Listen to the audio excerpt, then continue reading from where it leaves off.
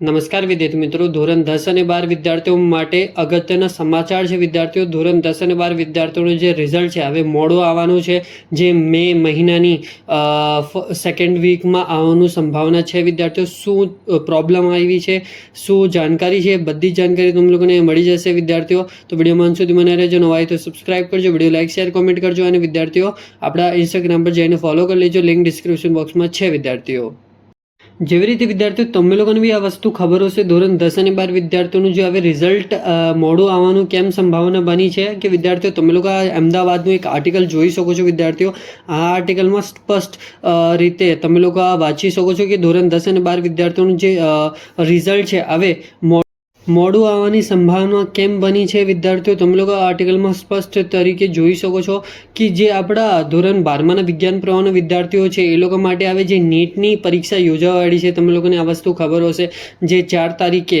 મતલબ 4/5/2024 તમારું જે નીટનું પરીક્ષા યોજાશે, તો એના પહેલાં જે તમારું રિઝલ્ટ જાહેર કરી દે તો જે વિદ્યાર્થીઓ છે જે એ લોકોના માઇન્ડ પર અસર પડી શકે છે. કેમ કે વિદ્યાર્થીઓ, જે વિદ્યાર્થીઓનો સારા માર્ક્સ આવવાના છે એનું તો કન્ફર્મ જ તમારું જે નીટ એક્ઝામ સારું જશે, અને જે વિદ્યાર્થીઓનો થોડા ઓછા માર્ક્સ આવી ગયા તો એ પછી મેન્ટલી એ પર પ્રેશર આવી જાય છે, અથવા એ મેન્ટલી થોડું અનસ્ટેબલ થઈ જાય કે મારું જે બોર્ડ પરીક્ષાની અંદર સારા માર્ક્સ આવ્યા નથી, હવે હું નીટ એક્ઝામની શું પરફોર્મ કરશું અને મારા નીટ એક્ઝામમાં બી સારા માર્ક્સ નહીં આવશે. આવા જે નેગેટિવ વિચારો તમારા માઇન્ડમાં આવી જશે અથવા એવું થાય છે વિદ્યાર્થીઓ, તો એના માટે જે તમારું રિઝલ્ટ હવે મોડું કરવામાં આવશે. તમે લોકો આ આર્ટિકલમાં સ્પષ્ટ તરીકે જોઈ શકો છો વિદ્યાર્થીઓ કે જે નીટની એક્ઝામ યોજાવાળી છે એના માટે જે તમારું રિઝલ્ટ મોડું કરવામાં આવ્યું છે. વિદ્યાર્થીઓ, હવે પાકી જે તમારી સંભાવના છે, જે તમારું રિઝલ્ટ આવવાની સંભાવના, તો તમે લોકોને જે 5, 6, 7, 8 પછી જે તમારું ધોરણ 12માનું વિજ્ઞાન પ્રવાહનું રિઝલ્ટ આવવાની સંભાવના છે. વિદ્યાર્થીઓ,